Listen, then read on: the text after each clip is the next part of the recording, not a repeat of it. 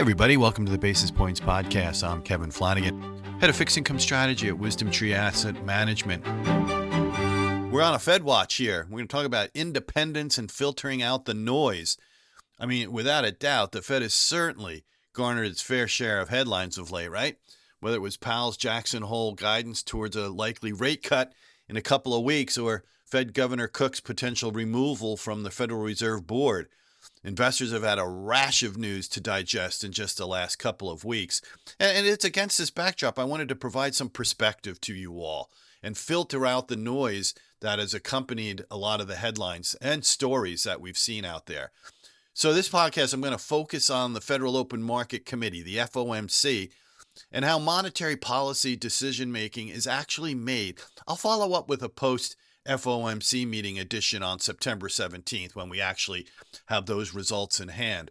You know, I mean, there's been a lot of discussion, and let's say conjecture for that matter, on how President Trump is trying to stack the FOMC, right?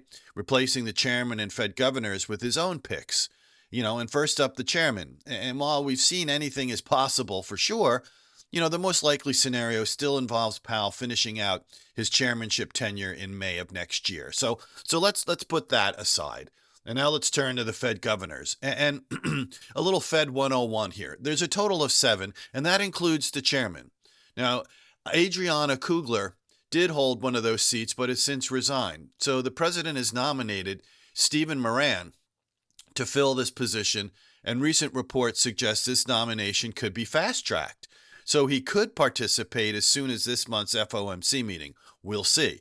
And that brings us to the more recent headline here, and that's Governor Cook, who was, quote-unquote, fired by Trump last week and is awaiting now the outcome of the lawsuit to see if she's still going to be able to sit at this month's policy gathering and vote accordingly.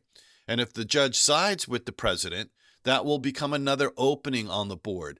But, you know, it really seems highly unlikely that seat could be filled in just a couple of weeks, and perhaps not even for the October or even December Fed meetings that remain, because it would appear one side or the other, right, there's going to be appeals for the most part.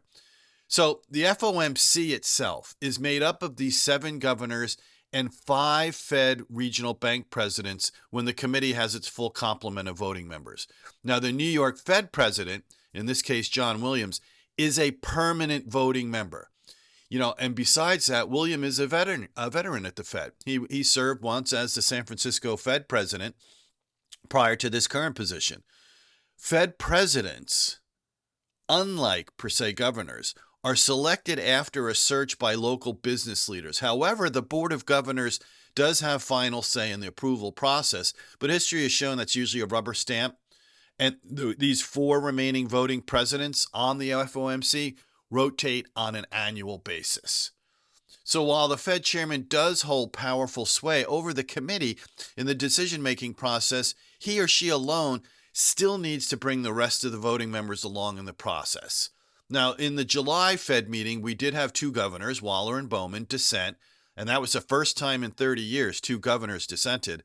The Fed's preference, the FOMC's preference, and importantly, historical precedent, has been to show a unified decision outcome whenever possible. Now, much has been made regarding the potential for Trump to have a majority of his picks as Fed governors, but this is not necessarily a new or unprecedented development.